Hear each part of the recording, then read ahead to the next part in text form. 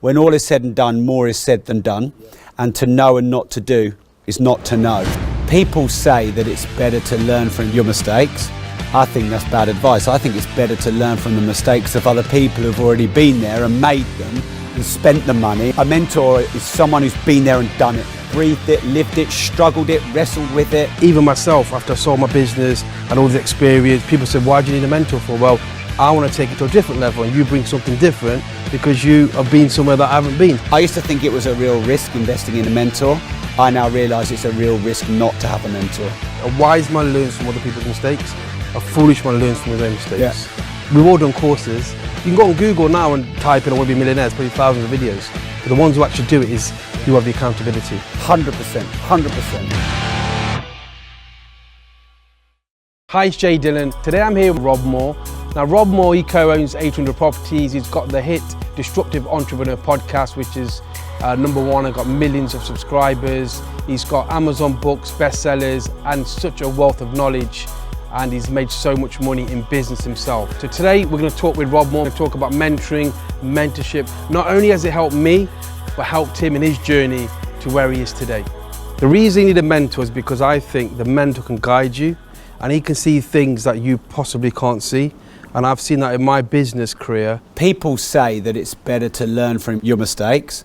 I think that's bad advice. I think it's better to learn from the mistakes of other people who've already been there and made them and spent the money and had all the public difficulty and the wrestling and the struggling, and then you come along, you invest in a mentor or a group of mentors like a mastermind, and you leverage all of their mistakes. You know, would you rather go bust for the lesson of going bust by going bust, or would you rather get all the lessons about going bust by being able to call on someone who's been bust a couple of times and can tell you how to navigate that minefield? Yeah, and I totally agree with that. That's why I invest in mentor.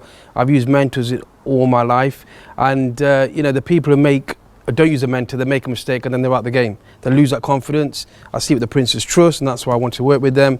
And you know, the knowledge is out there.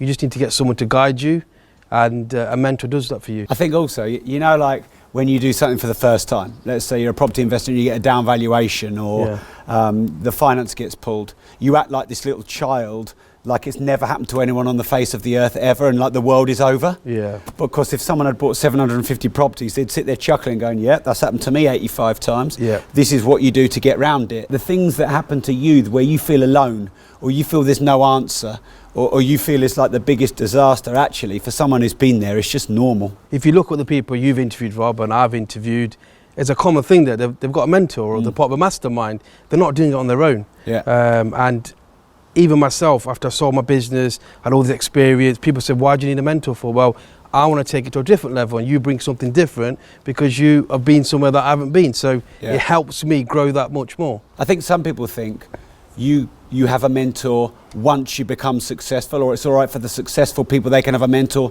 You know, Andy Murray got Ivan Lendl as a coach and his career completely changed. Justin Rose has just become world #1. He's got a great caddy. But actually, people got successful because they had mentors, not were able to afford them when they were successful. And I think now is even more critical because there's so much information. In 2005 when I started and the knowledge wasn't even out there, I had to go to a library. Now you Google it, it's all out there. But you need it more just to clarify the knowledge is right what you're reading. This is it, isn't it? Like, no one's saying there isn't enough information out there in the world. What we're actually all saying is there's too much information and we don't know how to distill and assimilate it and make that world of information relevant and specific to what I do, and that's what a mentor's already done. A mentor or a peer group in your niche and industry has already assimilated the massive information and made it relevant to you. Because, you know, if it were just like get the information, get rich, everyone will be rich. That's right. It's the how do I implement the information that is the quandary that people have now if they want to be successful. So my first mentor was in 2007-8 when the recession came. His name was Mike Osborne, and he inspired me because he had a private jet and a Ferrari. When I bought my car, he said he reminded of you. And then what happened was, when the recession came, my business coach at the time, which was, I don't want to name the company, but he said, look, close your business down, liquidate your assets and take money out of the business. Whereas my mentor said to me, you know, go around Burton, drive around, see how many houses are for sale, and come back and tell me tomorrow. So, and I said there wasn't that many houses for sale because the market didn't have that much like it did in 1970. And his advice was focus on sales, get rid of all stuff you don't need, but keep going forward. And that bit of advice changed everything for me because I could have quite easily closed the business down. So that was my first experience of how powerful mentoring is. Yeah, so I've been lucky to have some good mentors as well. And when I say lucky, expensive mentors that I felt like it was a stretch to pay that kind of money, but I paid it anyway. One was James Caan, when he was like a big star with Dragon's Den. Of course, he's 200 million plus net worth now, but I paid thousands of pounds per session with him.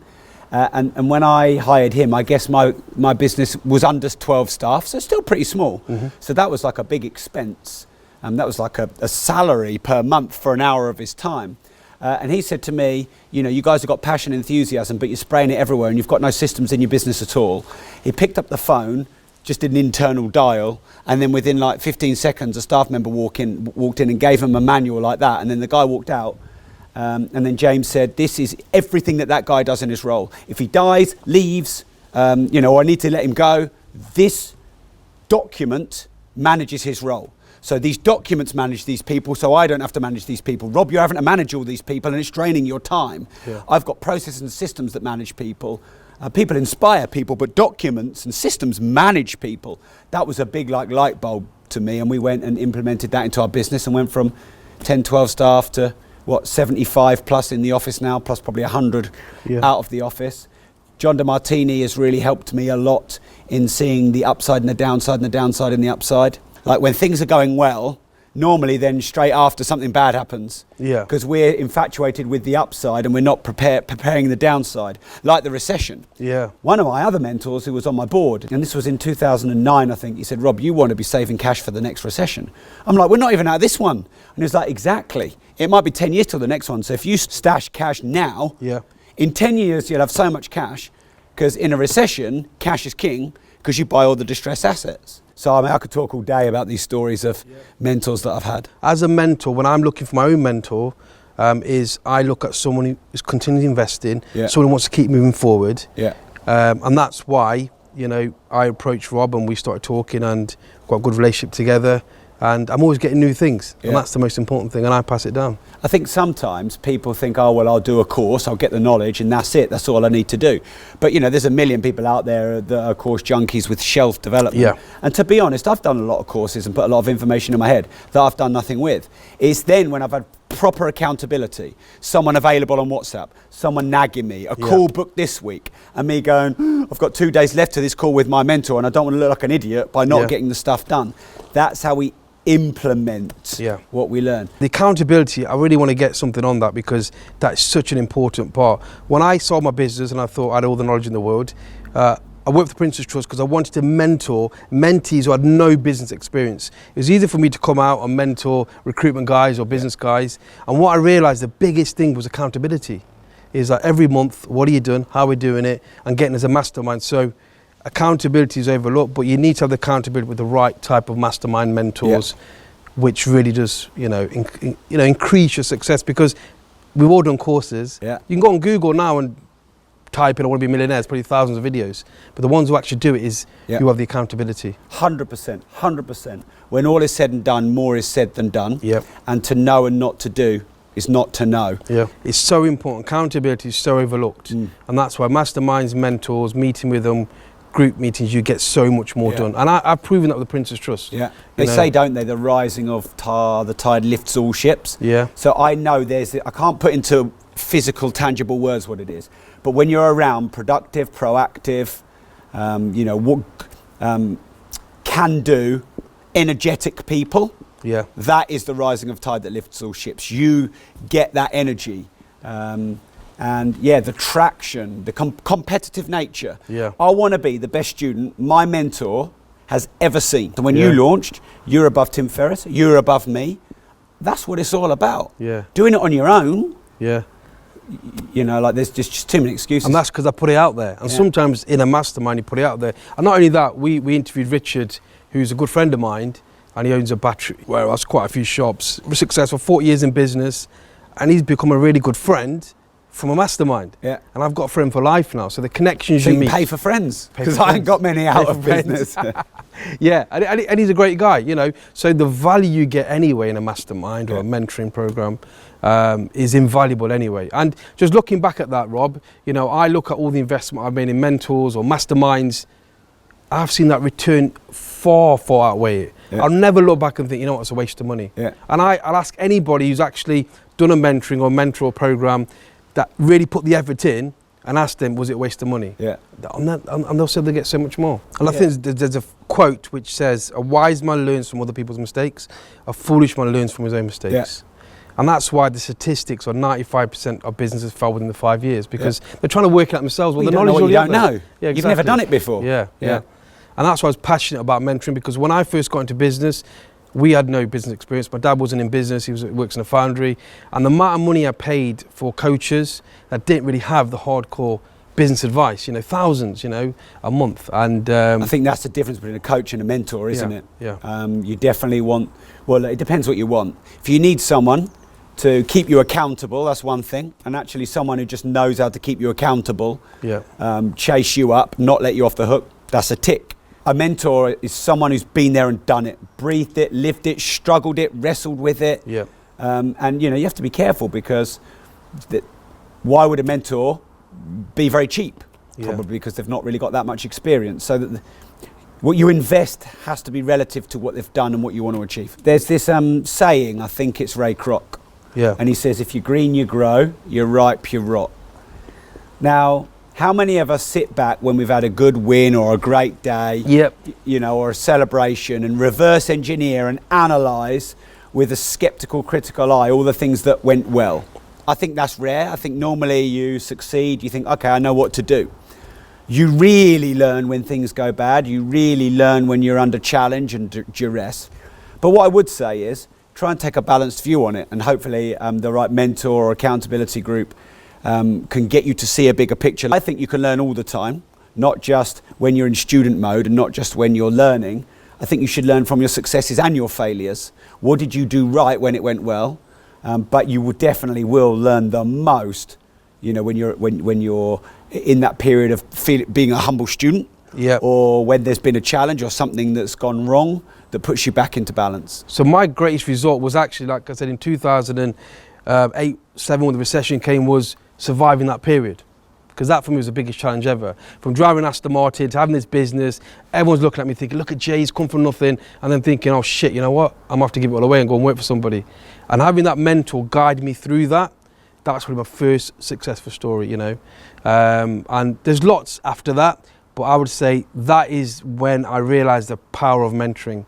You know, I had to pay for it, but that's great, but look what I'm here now, and I can have these interviews in this lovely garden with Rob Moore, and if it wasn't for that, I don't think I'd be here. And we both want to be more successful than we are, and we're hungry for that. Yeah. I like working with people who want to improve themselves.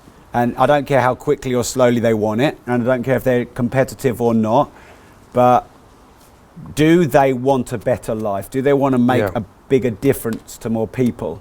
There has to be a time when you give that back. You give back to the Prince's Trust.